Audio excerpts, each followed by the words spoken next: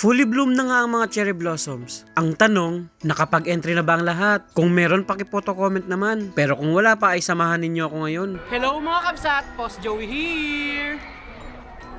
Sokchon Lake Park. How to get there muna tayo. From Jamshil Subway Station, Line 2 at Green Lane, ay lalabas ka dito sa Exit 1. Napakaganda kagad ng bubungad sa'yo. Ang Lotte World mga kabsat. Dito ay naabangan na ako ng mga kaibigan ko. Napakatagal nga namin hindi nagkita-kita. Andyan si Odi, si Narepax at saka si Bebang. Ang Team Ulaga ng South Korea. Ito namang si Kent ay halos kasunod ko lamang. Nagsama-sama na naman kami. At syempre pati kayo isama namin sa isang lugar na kung saan ma-experience natin ang cherry blossom. Hindi nga lang daylight kasi gabi na ng Sabado kami nagkita-kita rito. Bago dumiretso sa aming pupuntahan, ay nais ko lang batiin ng congratulations si Ken Bilandres. Isang masugid nating taga-subaybay na pumasa sa EPS topic exam. Napakahusay mo bata. Ba naman, ginagalingan. Naka 170 points. Thank you Lord. Nilakad nga lang pala namin ng diretso yung labas ng Exit 1 at halos 1 minutong lakaran lamang. Heto yung makikita mo sa labas mga kabsat. Heto yung sasalubong sa'yo sa pagpasok ng lake. Sa bungad pa lamang ay napakaliwanag na. Kaya hindi na ako nagdalawang isip mag-vlog dito. Dahil panigurado, maliwanag din ang kapaligiran dito. Normal na nga pala sa aming magkakaibigan kapag nagsama-sama sa isang gala. Na bahala ka na sa sarili mo kung saan mo gusto pumunta, kung gusto mong tumigil. Yung tipong makakahanap ka ng magandang spot ay tatagal ka. Tapos wala na yung mga kasama mo. Ganon kami madalas mga kabsat. Sa lake na pinuntahan namin ngayon napakaraming tao. Pero walang atras, diretso tayo.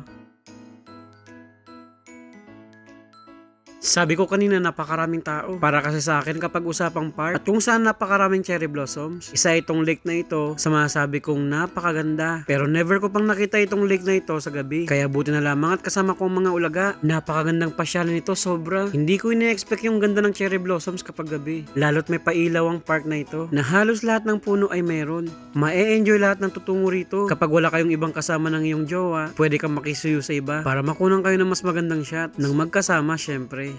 Sana all na lang talaga.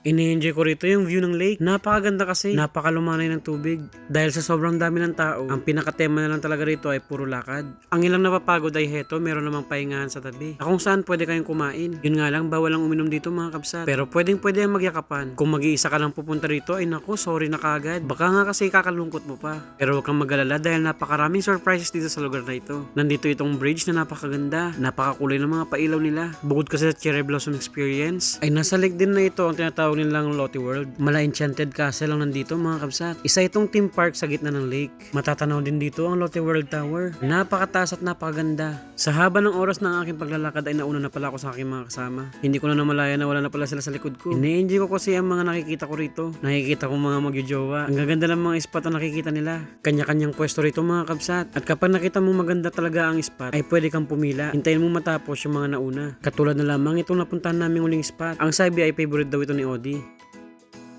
Dito sa itaas ng hagdanan, kung saan makikita yung kabuuan ng castle. Napakaganda nga naman mga kabsat. Kaya kahit sino ma-amaze sa lugar na ito. Isama pa ang cherry blossoms. Hindi na nga pala kami nagpaawat. At heto, nag-pictorial na kagad kami. Kanya-kanyang post na talaga ang mga kabsat ninyo. Heto pa nga yung isa, na alam ko nga ang ilan ay nakapagpa-picture na sa spot na ito. Mag-iingat lang talaga at napakadelikado. Kapag bumagsak, ay gugulong ka pa kasi pababa. Aray talaga ang abot mo.